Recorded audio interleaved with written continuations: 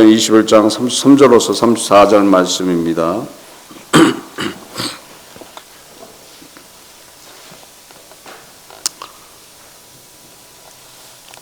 사도행전 21장 33절로서 34절 말씀입니다.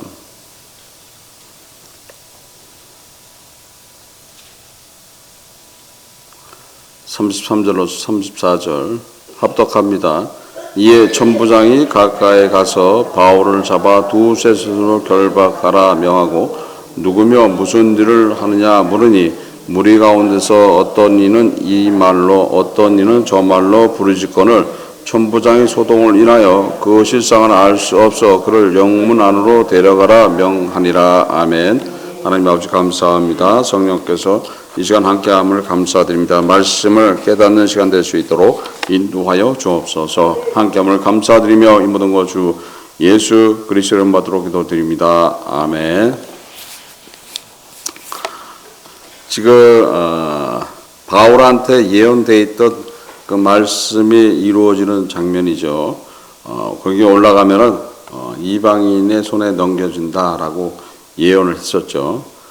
사도행전 21장 10절에 11절에 우리에게 와서 바울의 띠를 가져다가 자기 수족을 잡아매고 말하기를 성령이 말씀하실 때 예루살렘에서 유대인들이 이같이 이 띠 임자를 결박하여 이방인의 손에 넘겨주리라 하거늘.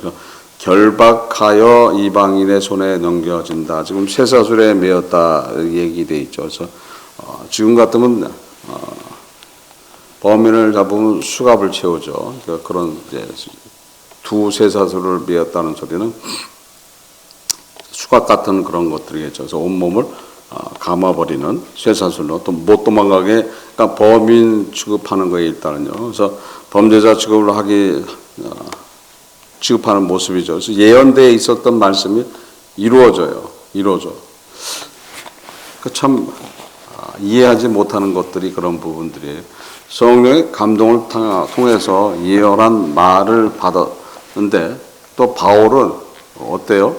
그 예언한 말씀대로 가야지 주의 뜻이 이루어질 수 있는 것이고 그것은 당연한 일이다 이렇게 말씀을 하고 있어요. 사도행전 20장 23절에 오직 성령이 각성에서 내게 증거하여 결박과 환난이 나를 기다린다 하시나죠. 그러니까 알고 있는 이야기들인 거예요. 그러니까 우리의 삶 속에서 나타나 있는 모든 환난과 어려움과 고통은 나타나 있는 이야기들인 거예요. 왜 나타난 이야기들인 거예요? 예수를 믿으면 당연히 나타나게 돼 있는 일들이라는 거예요. 그래서 예수 안에 있게 되면 예수를 믿으면 꼭 환난과 고통과 어려움을 당해야 되느냐? 아닌 경우도 있어요.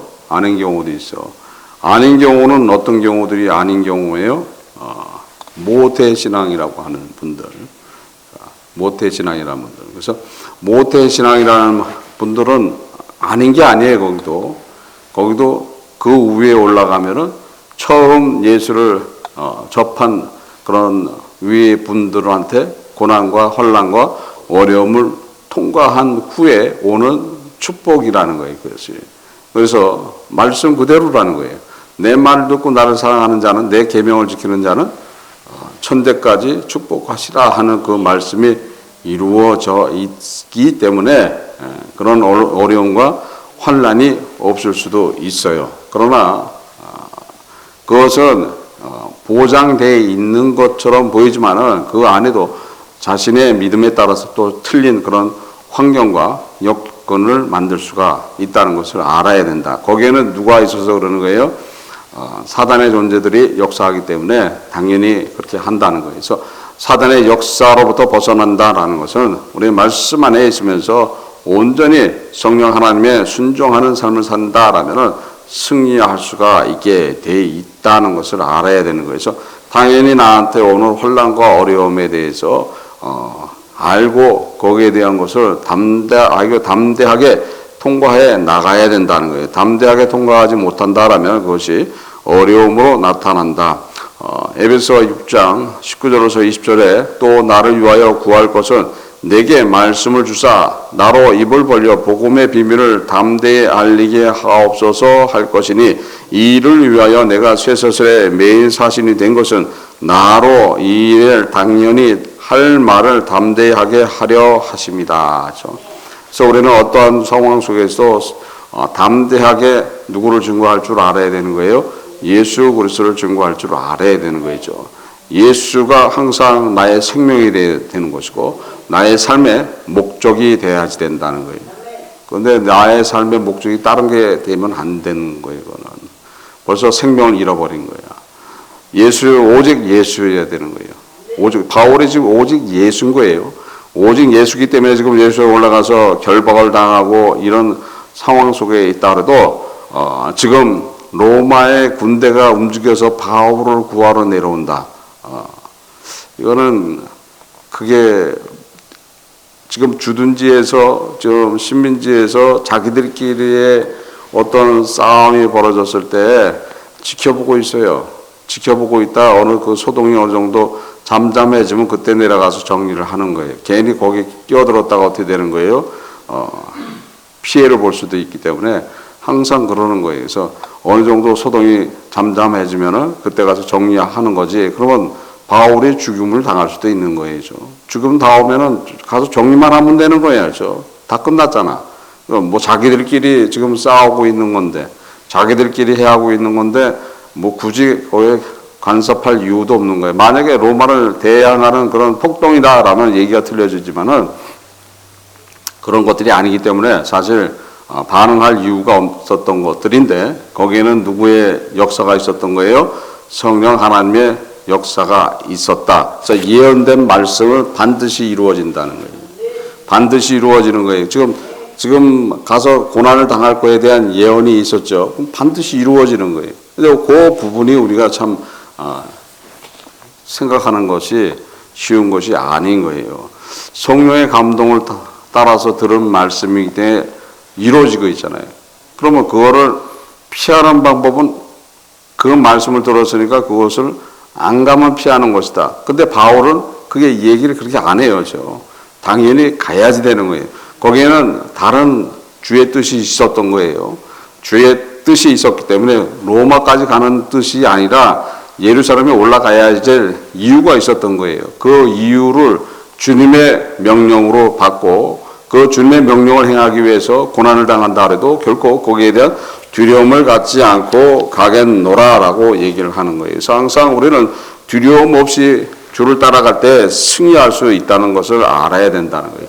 예레미야 1장 7절 8절에 여호와께서 내게 이르시되 너는 아이라 하지 말고 내가 너를 누구에게 보내는지 너는 가며 내가 내게 무엇을 명하든지 너는 말할지니라.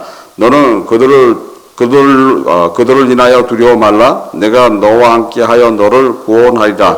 여호와의 말이니라 하시고 주님의 말씀이라면 어느 곳에 가든지 그대로 행할 줄 알아야 된다. 좀 예언되어 있는 말씀은 가면은 결박을 당하고 이방인의 손에 넘겨진다는 것은 죽임을 당할 수도 있다는 소리예요. 그러면 그런 상황 안에서도 어떻게 되는 거예요? 주의 뜻은 가라.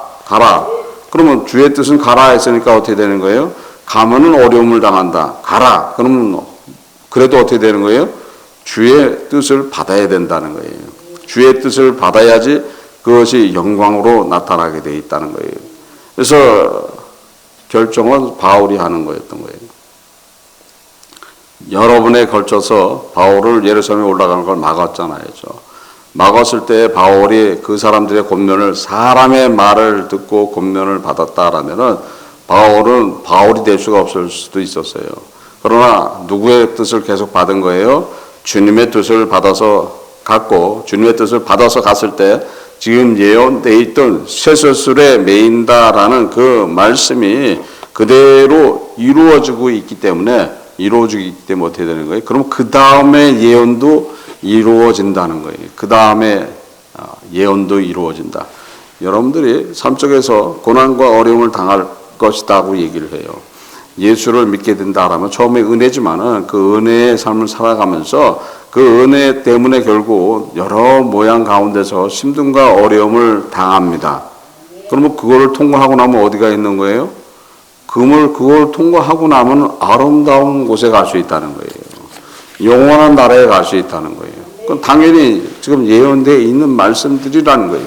그 말씀을 이뤄가는 것이 어떤 거라는 것을 알고 따라가야 된다. 근데 우리는 세상 때문에 지어서 세상에 때문에 그거를 포기하는 경우도 있고 그거를 외면하는 경우도 있고 그것을 또 우회하는 경우도 있어요. 시간을 달라 하면서.